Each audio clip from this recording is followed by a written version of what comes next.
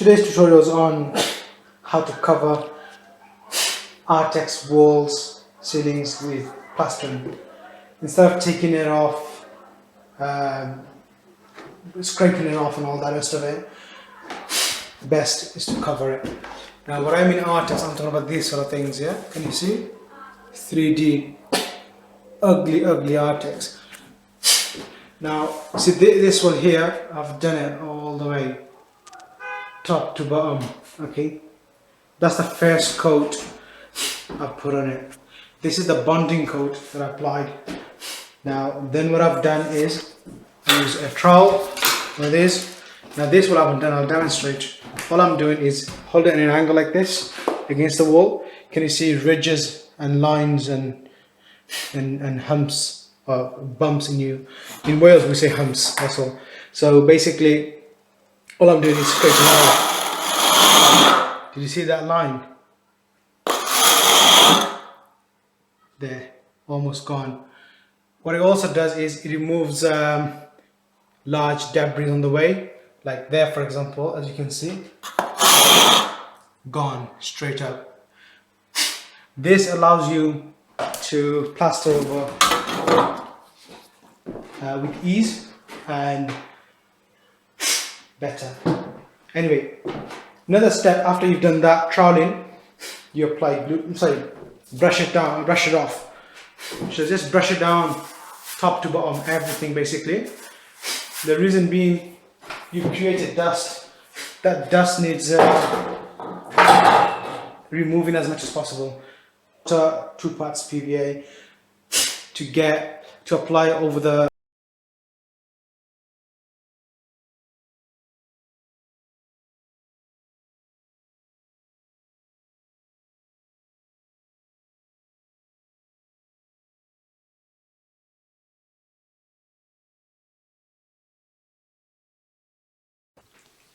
Alright guys, I don't mean to be disrespectful to some of the pros, but you know, in everything you get good and bad, as the saying goes. You always get rotten up, something along the line, rotten apples in a tree, and vice versa. Anyway, basically, I know there are good pros and bad pros and all the rest of it, but the point is, there are a lot of cowboys out there. That's a fact, okay? And this industry is rigged by it. I mean, it's famous for these sort of things. So let's not get away from the fact that we have cowboy builders. Now, a number of people they've commented on my channel that, oh, this is the way to do it, this is rubbish, this, that, okay, into the plastering. By the way, none of us take it personally because I think I've got thick skin for that stuff.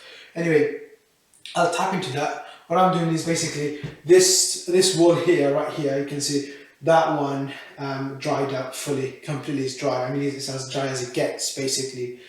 So I'm going to apply the second coat today. I got about 4 hours to work tonight or today, daytime. So what I want to do is get at least half that room done, and if I have time, I'll go over the other half. I'm only going to do half at a time as in the final finish, because by the time if I do the whole wall, then it's going to dry out too quickly, and then I can't work with it.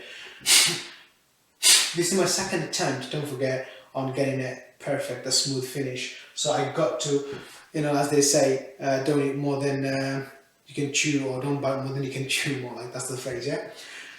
So I'm just going to basically get half done, and with experience I'll be able to know that, get the entire wall done in one go. So I've just PVA'd it, because once it dries, you have to start all over again. That's a key thing you got to remember. You have to start all over again, because you got high suction going on here. Over there, I've only applied one coat. I'm going to apply another coat, because when I touch it, it's tacky, so it's ready for plastering. You got to wait for this bit here, it's not. So what's going to happen is I've applied PVA from the bottom half previously, and so hence why it's not drying as quick as the top. You probably can see the top's drying quicker and faster than the bottom, which is fine. I'll just go over the top with another quick coat of PVA just to reduce the suction. So when I apply the final finish, the final coat of plastering, or the plaster itself, it's not going to dry out too quickly. It'll dry out as it should do. That way you won't get any cracks and lines and things like that. That's a key thing, and it gives you more room to work with in terms of smoothing it, blending the lines and blemishes and stuff like that, holes and cat marks, all those marks and things like that, scratches and so on. That's one, and then it gives you time to go over it and then get that total smooth finish. As some call it, the sandless finish. So you don't have to sand it to get that finish. Basically, that's what it is. Anyway, I'm just gonna go over the corners, the edges. Just apply some PVA. I haven't got PVA on there, so let's just make sure that it's covered. Now, when it dries, what I'm going to do this side, I've already done this wall here. I'm just going to mask it, only because I don't want anything going on it. So to make sure that this wall is untampered with, just you apply masking tape on it. Just work with this wall that you're working on. Simple as that. That's it, guys. It's not rocket science, is it, people? No, I know I'm not a builder, but it's not rocket science build, let's face it.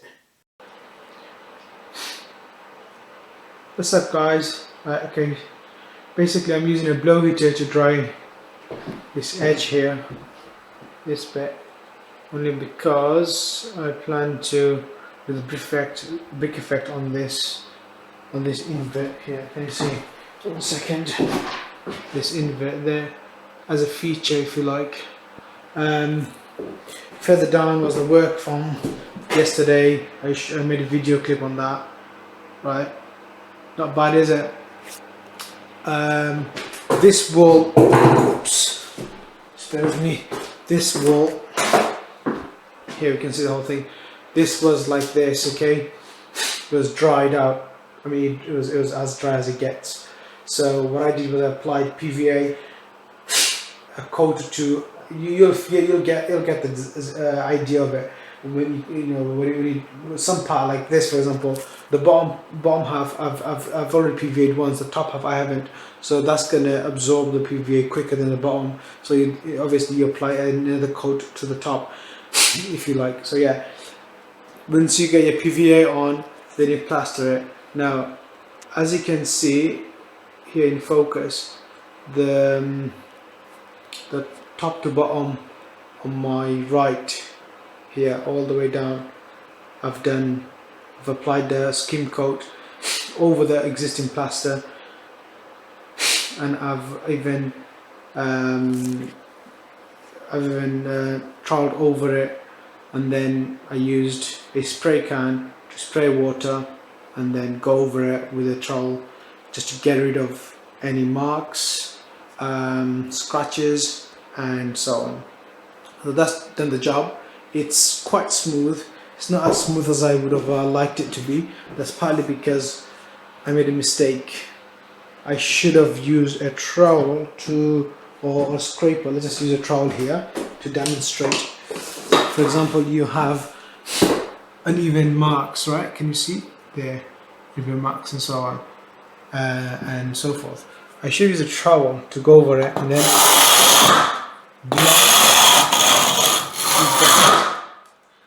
I should have done that. That way I would have got rid of edges and bumps and humps and so on, okay? Can you see the difference here? Then when you apply the plaster, the skim coat, it sticks better and you get less imperfection then. So I didn't do that. That's a mistake, but I'm going to learn from that. I got cut faces here. Can you see cut faces there? So I'll have to add more to it, and I'll do that later on. But generally speaking, yeah, it's not 10 out of 10 obviously, but I would say this is about 6 out of 10. So not bad at all for someone who's never done this before. My second attempt. If I can do it, so can you. I know a lot of pros will tell you this and that, but you know what, as a beginner, as a DIY enthusiast, and also a man who's been left stranded by my plaster, I'm forced to do this, and so that's not bad at all. Is it livable? Well, if this is more than livable, then I don't doubt that this will be anything less. So overall, yeah, good work. I haven't done this bit. I'm going to do that bit and I'll show you guys. Okay, look at the imperfections close up, and I'll show you the video later. The finished product I'll demonstrate what happens with the finished product. Cat faces are going to be hard to get rid of unless you apply a second coat. Now I might apply a second coat, or I may not, because this room I'm not so fussed with.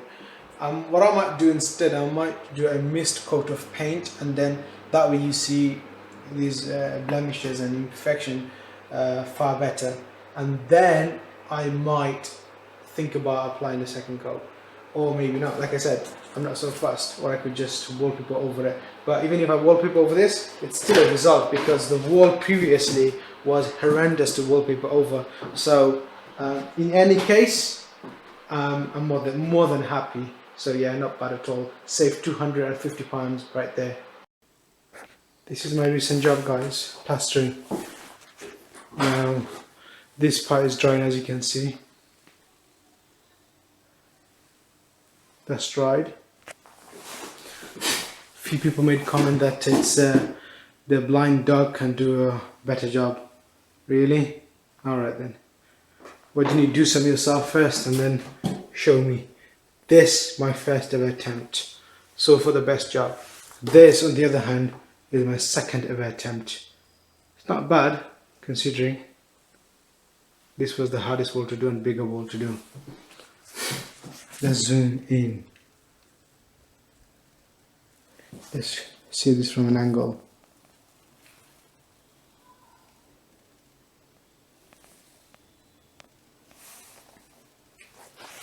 Look at this one from an angle.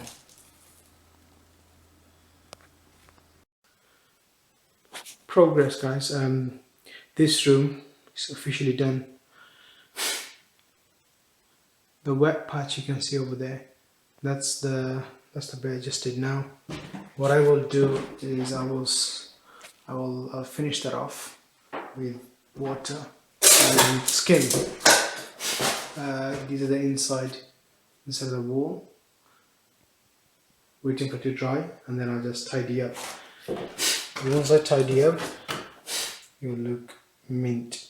Now as you can see, I've not used beads, metal beads, because you can use it, but I didn't need to use it. It's because I decided to rely on my own skill here, and using my skill I did just that.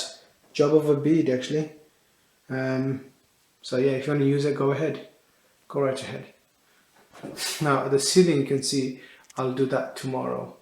Just gonna skim that, not the whole ceiling, sort of where you can see anyway. So I've just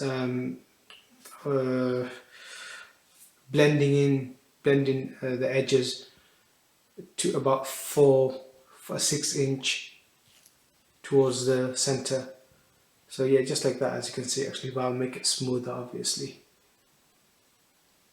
That I did yesterday. Again, these walls are hard because these are, can you see, in an angle, so they're difficult ones to do. That wall was out by so much. I still got to bring it in actually, still out as you can see. I'm not sure if you can see that from this angle, but anyway, big difference that I've done just now. What I'm going to do, go over it with spray of water and my spatula to get it smooth. That I did the other day. Yeah, so that's dry, nice. The gaps over there, as you can see, I just filled it with expanding foam. Just follow the instruction on the expanding foam and just go for it. But make sure you wet that, wet wherever you spray lightly. Okay, again, I'm using this, is worth investing into. Invest in